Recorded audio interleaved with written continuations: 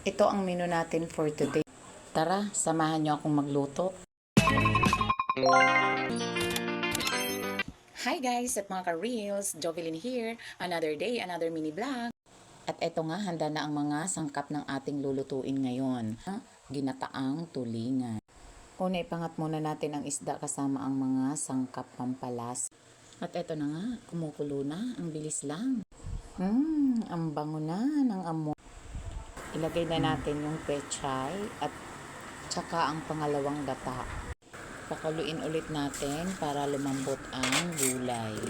At matapos nga ang ilang minutong pag-aantay, ayan, kumulo na rin sa wakas. Pero medyo matigas pa ang pechay, kaya ilaga pa natin ng konti. At ayan, patuyo na nga ang pangalawang gata, kaya naman ilagay na natin ang kakang gata. Tsaka lagyan na din natin ng timplang asin at magic sarap na konti.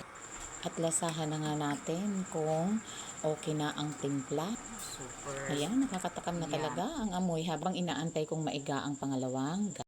At eto na nga, tikiman na. Ayan, pwede na to.